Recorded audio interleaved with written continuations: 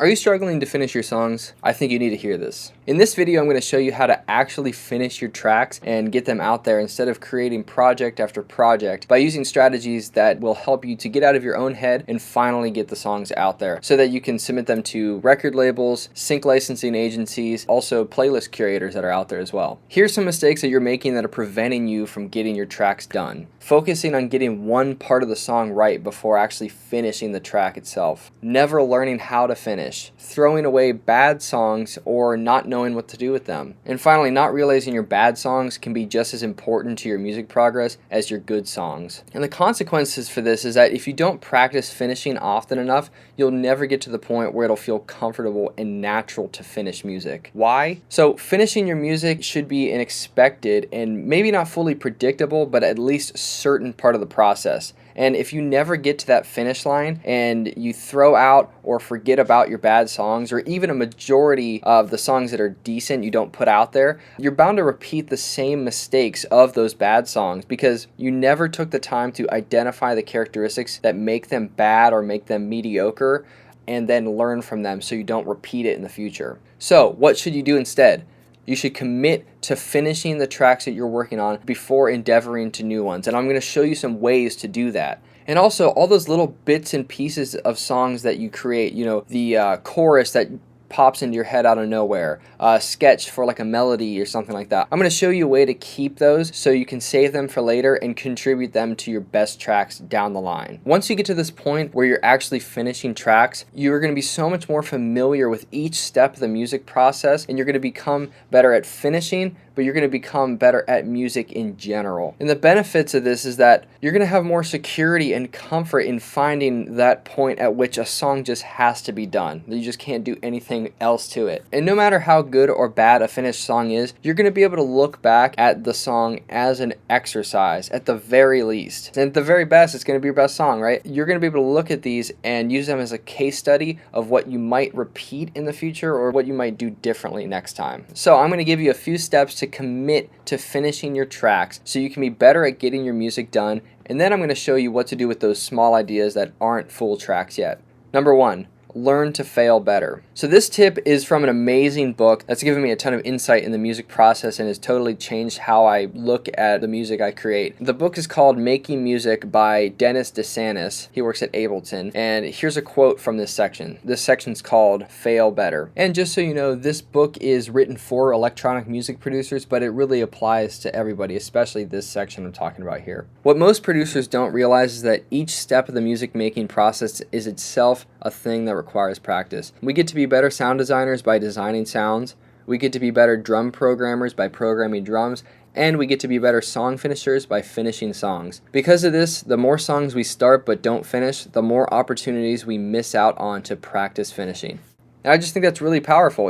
If you don't get to that finish line often enough, it'll never feel comfortable or familiar. It's supposed to be a good thing to finish a song, not a thing of dread and hesitation. And while obviously it gives you anxiety to put tracks out, you have to get to a point where you know when you're at the end and you just need to stop working on it. Going through the reps of putting songs out there will make you better at music, no matter how good or bad the song is. Every worst case scenario that you have in your head about releasing that track can be matched with an equally strong best case scenario. So I really encourage you to put your tracks out there. So the next strategy is to just finish the arrangement and use placeholder words or elements to get you through. Sometimes we create a small idea that is so good that we listen to it over and over until we hate it, and then it just becomes something that we're scared to finish because there's so many directions we can go in, and you have a fear of missing out on that one particular direction that would have been perfect. So you just stop and you never go forward on it. So I'll keep it general here so it applies to both producers, singers, or any type of music maker really.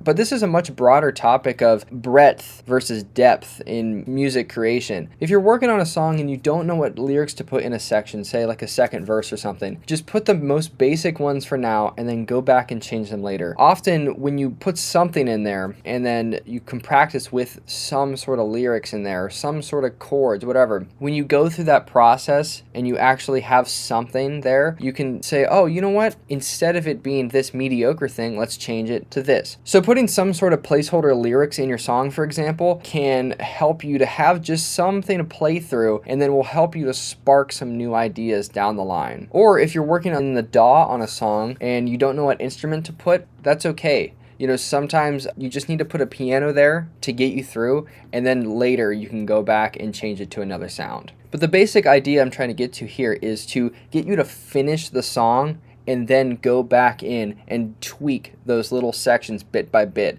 so that you have something simple but full, as opposed to something really good but not finished at all. And then the next strategy is a modified version of this. So this is put yourself in a box before you even get to writing. This is so you don't make it up as you go. So this method of putting yourself in a box before you even create the song, it sounds like it's really limiting, but it's actually really empowering. We have so many options out there today. Because of that, we just don't know what direction to go in. Putting yourself in a box, it forces you to go into a direction, and that's really empowering because you can make that one lane you're going into as best as it possibly can be. So if you are going to write a new song, open up your notes app, and I would say give yourself some keywords that help establish that creative box. So if you're trying to do a sad song, you might say gloomy, slow, gray, just things that evoke emotions. And maybe you could even talk about some more specifics like piano, 6/8 time signature, electronic glitchy drums. And once you have that, it's really freeing because then you're like, okay, I have this song. I'm at the starting line, but I can see the finish line. And now it's just the process of making those moves. It's a really interesting way of writing, and I really encourage you to do so. I did that for a senior project while it was in university, and it's kind of changed how I've written since. But what if you're already in the middle of a song and then you want to change it, or you want to change the style? Here's a method for 2 creative boxes. Too many times have I gotten halfway into a song and then realized, oh, you know what? I could change the song from this genre to be more like this genre that I'd like it to be in. So I go to change the song from one thing to another in a big way. And I end up frustrated because it was one thing, it tried to be another, and in the process, it failed at being either one. So if you get to that roadblock where you have a song and it's in one kind of genre or one kind of subject matter and you want it to be another, the better way is to give yourself 2 creative boxes to be in so that you have options later. Take that song that you're at the roadblock at. Say if you're working on lyrics, duplicate the notes file. If you're working in a music software, duplicate the project file. Now you have 2 versions of it. Finish it in both styles, and then you can go back and decide which version you like. But by doing this, you have a version in that new style you wanted to create, and you have a version in the old style you originally wanted to create, and now you just kind of decide where to go from there. So like I said, I was going to talk about what to do with those small song ideas, those things that are just little bits and pieces that you have that aren't fully finished tracks, that aren't even halfway done. It's just maybe a 5-word phrase that you have for a verse. The best thing to do with that is to create what I call a vault. This could be, if you work in a recording software, this could be a folder where you put all of these types of sessions. If you primarily just save songs in your notes app on your phone, this can be a folder that you put in there. You have all these small little pieces, right? And instead of thinking of it as like, oh, these are all songs that I need to go through and finish, but I just keep creating new ones. Instead of thinking of it that way, think of it as I have all these small little pieces that I could combine or pull from for a song that I'm already working on or a song that I'm going to create down the line. So in my case, I work in Ableton often, and I have a little folder off to the side that I call just Vault. And this is just a big mix of, say, a chord progression that I have, one drum loop, and I just put little keywords to say dancey drum loop or lo-fi chord progression. Next time I'm in a scenario where I need one of those elements, I just pull that in. In the lyric sense of things, say you need a verse, then you could pull those words and put that into your song that you're working on. In the past, I would have a few sketches, a few of these small little vault pieces that I have of lyrics. And when I was working on a song, I ended up using like 4 of them to help finish a section of the song I was working on. So I went from having all these small little sketches all contribute to a new song that I was working on. And it got rid of the sketches and it helped me create a new song. I think it's a really powerful way to use those small little ideas that you have laying around to help you finish music down the line. Finally,